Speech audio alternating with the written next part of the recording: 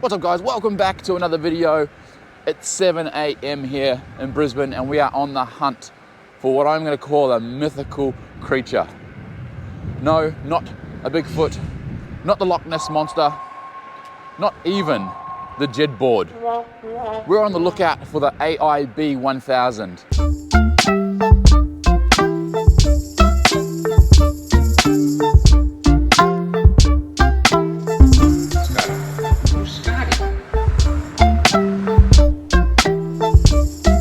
Hi guys, and here it is, the AiBee 1000. It's got some pretty impressive specs.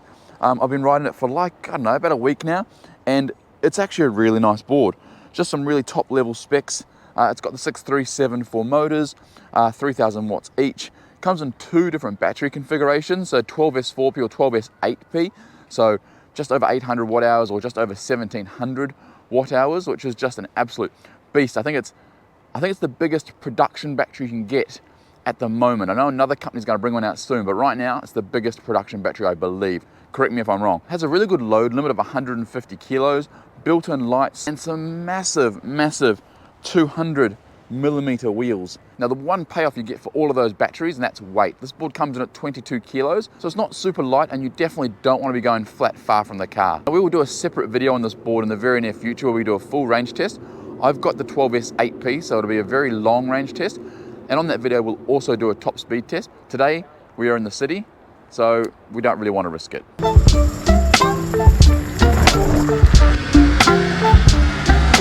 So let's go out and let's explore Brisbane and let's test out the AiBee 1000. If you're new here, my name is Scott Davies. I love to review PEVs and a little bit of tech every now and then. Anytime throughout this video, if you're liking what you see, hit the thumbs up button. If you are new here, hit the subscribe button, turn on the notification bell. We've got lots of really cool content coming. It is super windy today and super cold. I've got my gloves on, my jacket on, and I'm still cold.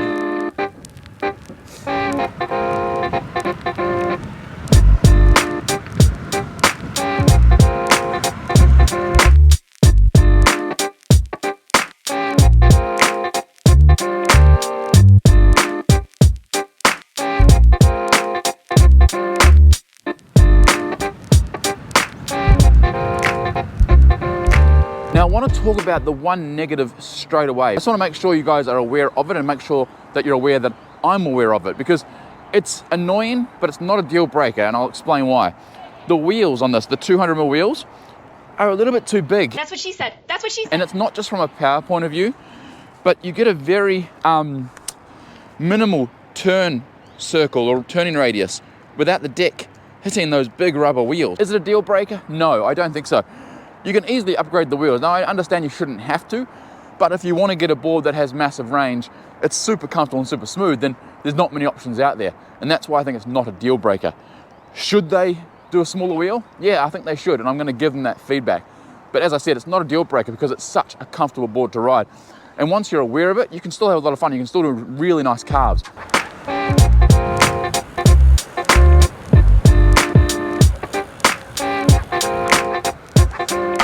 Okay, so what about the ride quality? Well, it's very comfortable. It's a nice, simple wooden deck, very strong.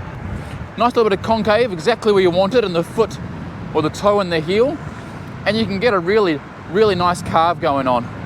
It's a nice long board. It can hold up to 150 kilo payload. So for those heavier riders out there who always ask, what's the board I can ride? Well, this is definitely an option. And now let's check out the acceleration. Again, those big wheels do hinder the acceleration a little bit. But once it gets going, it's a very fast board. Let me show you what I'm talking about. Off the line, it's a little bit, but within a few seconds, you're like, oh geez, I better hang on. 3, 2, 1, go. See, a little bit of a dead spot there. Not dead spot, but just like dull. But now it takes off, like holy, whoo, it's 23 miles an hour. So, very fast. 26, 27 miles per hour right there. I can't go too fast because we're in the city. I don't want to get in trouble with speed limits and so on. But off the line speed, yeah, it's a little bit, not dull, but just very Hobbywing-esque. But what this does do, and I think it's linked to the gearing and the 200mm wheels, within a couple of seconds, it, like, it's got power.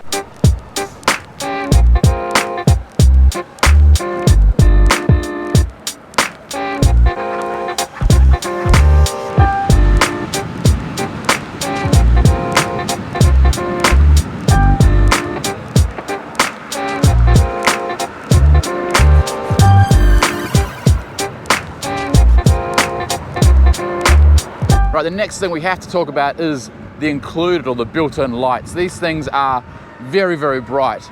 The tail lights are insane, but the front lights, the headlights, well, I was driving around my estate where we live, and they're as bright as a car. You do control the front headlights by a switch under the board. You can't control the headlights from your remote, but the rear tail lights you do control from the remote control. So at the moment we're in day mode, so if I brake, they flash, and then I can double click the power button, and now it's on. So that's like night mode, I guess, and if I brake, they also pulse or flash.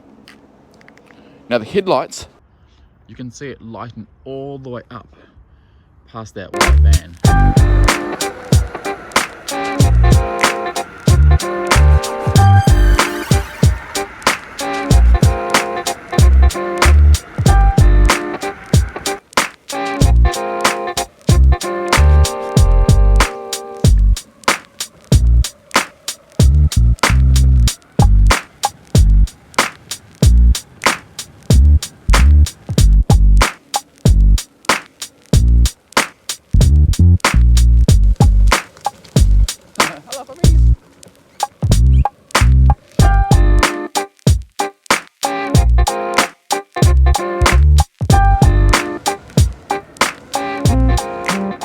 So as I mentioned about that deck bite or the big wheels, you can still get a really nice carve on it once you understand the board.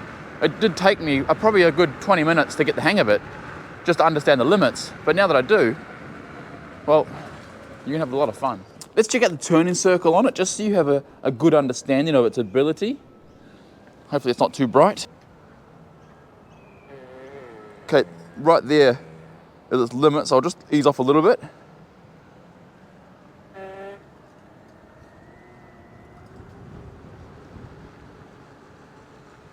So I mean, it's not the worst turning circle, but it's definitely not, you know, double kingpin tightness. You say you listen, but guessing that's just another sign of growing up. You're growing old, your life keep passing by.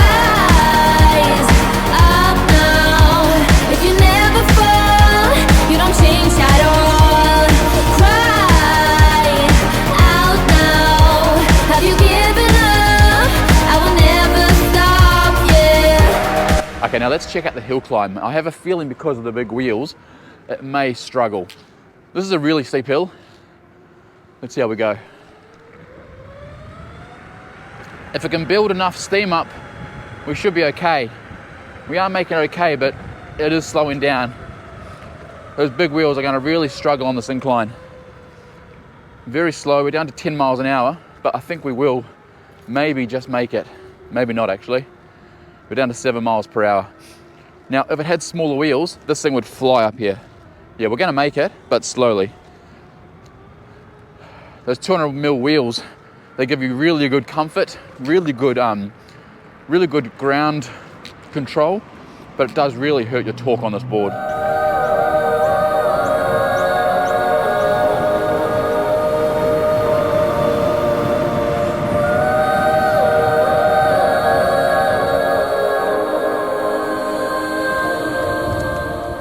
Okay, so just a side note, I've done 17 miles today, and the remote's still showing full. Now that might be normal for a 12S 8P. I don't know. I've never ridden a 12S 8P board before, but that's insane. 17 miles, and it's still showing a full battery. Obviously, it's not full. It's probably around the 80%, I'm guessing, and that will drop away very, very soon. But even after going up that hill, that bar did not drop. All right, let's move into the SWOT analysis for the AiBee 1000. Really, really fun board. Really enjoyed riding it. I'm definitely going to keep this in my stable. This will be my long range board. Now, let's do the SWOT analysis as we always do, and I'm going to have a couple of sort of takeaway or side notes as we go through, because at the very beginning I talked about the big wheels, and I'm going to come back to that again when we talk about opportunities. So jumping straight into the strength of this board is definitely the battery, obviously.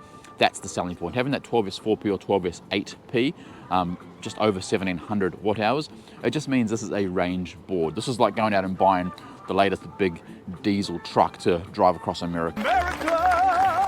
It's just going to take you wherever you need to go. And, you know, and if you are a middleweight rider, I would say 75, 80, 85 kilos, you're going to get close to its estimated range of 100 kilometers. The next big tick for me is those 6374 motors. It's just the right choice for this board.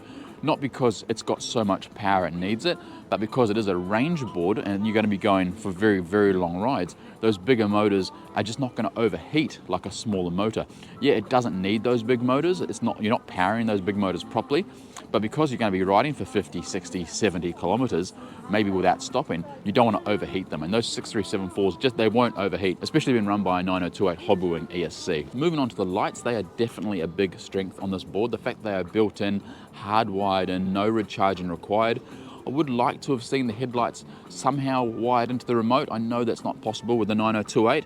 The fact that it's a switch, that's fine. Maybe in the future they'll be able to be controlled from the remote control. The power and the brakes are all okay. They're not super amazing. They're not bad by any stretch of the imagination.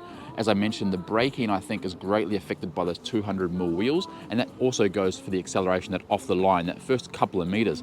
But boy, once you're rolling, this thing has the power to sort of throw you back a little bit. So I guess the power is, it's okay when you start, but once you're moving, it's really good. And the last point, and it's a bit of a stranger, I'm going to say this is a strength, but I'll explain myself, is the wheels.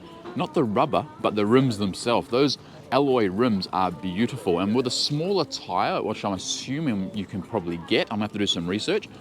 With a smaller tire, maybe a 165, even a 175, would make a great difference to that wheel bite issue that this board is currently experiencing.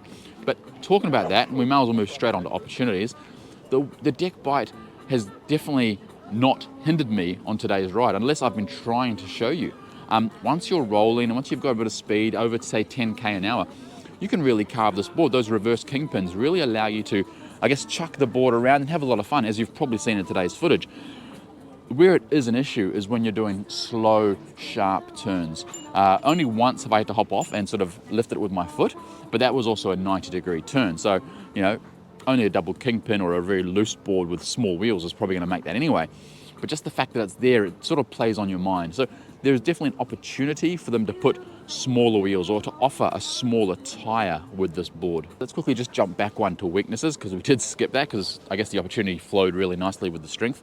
Weaknesses on this board, there's really not much. I mean, you could say the weight is a weakness, but that's directly related to that battery, and that battery is a strength. So it's like quid pro quo, which one do you want? Do you want a light board or a big battery? The wheel bite is definitely a weakness, but again, I think we've addressed that, you know, a smaller tire, but also once you're aware of it, it hasn't, as I said, it hasn't hindered me at all on today's ride. So it's there, you need to be aware of it. I'm definitely going to try some smaller wheels. What I'm going to do is I'm going to try the Meepo racing wheels on this, see if it'll fit, and I'll do a YouTube short to show how it performs with those 165s.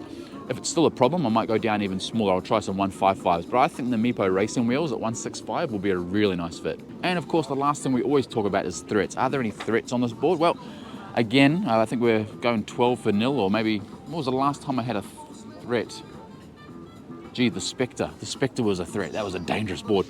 This one, no threats at all. No ghost accelerations, it's Hobbywing, it's a stable connection, it's a wood deck, it's nice and strong. There's no flex on this wood deck, just be aware of that because of that massive metal enclosure underneath housing that 12S8P battery. No ghost accelerations, no speed wobbles, being a nice reverse kingpin setup. I've got them set quite loose, but still I was easily able to sit on 30 miles per hour. Alright guys, and that brings us to the end of the AiBee 1000. I really hope you've enjoyed this content. If you have, please make sure you hit that thumbs up button.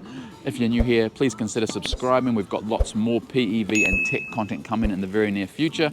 And make sure you turn on the notification bell so you see it when I upload it first. Quite regularly, I'll have some really nice little discount codes, and sometimes even we'll have special offers for the first 100 or 200 people who order the board. But that's all for today, guys, so thank you so much for watching. Don't forget, skate safe, wear a helmet, and we'll see you on the next video.